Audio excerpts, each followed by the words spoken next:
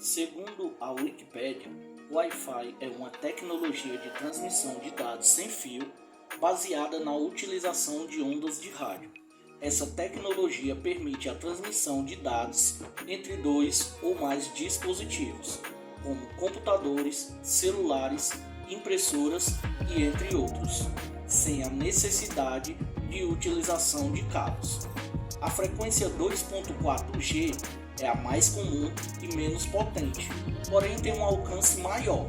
A frequência 5G ainda está em fase de testes, sendo a mais potente e rápida, mas com menos alcance.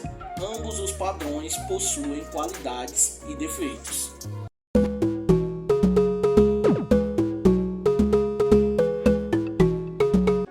No vídeo de hoje vamos falar sobre o que é o Wi-Fi, suas qualidades e defeitos, sobre o que é a interferência e como ela pode prejudicar a sua conexão. Esperamos que ao final desse vídeo você possa entender um pouco melhor sobre o que é essa tecnologia e como ela funciona. Em outras palavras, o Wi-Fi é uma tecnologia de transmissão de dados sem fio que funciona através da utilização de ondas de rádio. Esse tipo de transmissão permite que os dados sejam trocados entre dois ou mais dispositivos, sem a necessidade de utilização de cabos. Qualidades da frequência 2.4G. A frequência 2.4G é a mais comum e possui um alcance maior. Isso significa que ela é a melhor opção para quem quer utilizar o Wi-Fi em locais com barreiras e com um pouco mais de distância do roteador, pois ela apresenta maior capacidade de ultrapassar obstáculos. Defeitos da frequência 2.4G. A frequência 2.4G apresenta algumas desvantagens em comparação à frequência 5G. A primeira delas é que ela é menos potente, o que significa que os dados serão transmitidos com menor velocidade. Além disso, a frequência 2.4G é menos estável, o que pode causar interferência em ambientes com muita interação de dispositivos. Qualidades da frequência 5G. A frequência 5G é a mais potente e rápida, também é a mais estável. Isso significa que ela pode ser utilizada para transmitir dados em alta velocidade e que há a menor probabilidade de interferência. Defeitos da frequência 5G. A frequência 5G apresenta algumas desvantagens em comparação à frequência 2.4G. A primeira delas é que ela tem mais dificuldades em ultrapassar obstáculos, o que pode causar lentidão em ambientes com muitas paredes e obstáculos. Além disso, a frequência 5G ainda está em fase de testes, o que significa que a sua utilização pode apresentar alguns problemas. Vamos agora falar sobre a interferência. Nem sempre a lentidão que você sente em sua conexão tem a ver com a internet. O problema pode estar relacionado à interferência ou até mesmo à capacidade de armazenamento e demanda do seu computador. Todo computador tem uma memória e um processador, e à medida que você utiliza este equipamento, ele vai enchendo, ficando lento até chegar ao seu limite, podendo até travar o equipamento. Conforme você vai aumentando a demanda e a complexidade do que você tenta rodar em um computador, mais e mais você vai notando esse limite. Se você é um programador, você provavelmente já deve ter se deparado com algum problema ou simulação que demorou mais de um dia para rodar. Um físico fazendo uma simulação extremamente complexa pode ter que esperar até mais de um ano para rodar essa simulação. Um computador comum igual a esse que você está usando para ver este vídeo usa componentes eletrônicos para representar bits, que são a menor unidade de informação existente. Um bit só pode ter dois valores, 0 ou 1, e tudo que você vê em seu computador nada mais é que uma longa cadeia de 1 e 0. Em um computador, os transistores são os responsáveis por essa velocidade, porém existe um limite físico nisso. Na computação, existe um tamanho mínimo que um transistor pode ter, e vai chegar uma hora que você vai estar com o seu processador superlotado. Quando essa hora chegar, não existirá mais como aumentar a velocidade, pois não podemos mais adicionar transistores ao processador. É isso que conhecemos como limite físico da computação. A velocidade com que você abre aplicativos e todos carregam em sua tela não depende única e exclusivamente da sua velocidade de conexão. Existem programas que você não vai conseguir rodar em determinados processadores, mesmo com a melhor internet da sua região.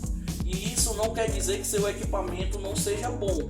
Ele é bom para determinadas aplicações. Por exemplo, quando eu comecei a estudar programação, tive que trocar meu computador, pois o meu computador era ótimo para a minha faculdade de administração. Eu conseguia rodar bem Word, Excel, PowerPoint, etc. Mas para programar e rodar aplicativos pesados, ele já ia ficar lento, mesmo com a melhor internet e a maior velocidade. A lei de Moore fala que o número de transistores em um circuito dobra a cada 2 anos. Isso quer dizer que o poder operacional dos computadores dobram a cada 2 anos. E isso vem dando certo até então. Os nossos computadores ficam mais rápidos, ágeis e velozes. E atividades cada vez mais complexas são possíveis e em menos tempo. Mas não sabemos até quando isso vai funcionar. Ou melhor, sabemos sim, e estudos falam em até 2025.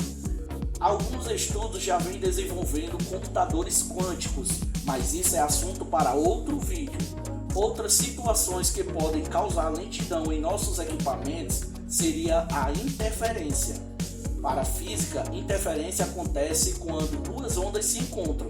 Interferência vale para qualquer tipo de onda, e existe 2 tipos de interferência, ou melhor, 2 possíveis resultados para esses encontros. Elas podem se somar e aumentar a sua intensidade total, chamada de interferência construtiva.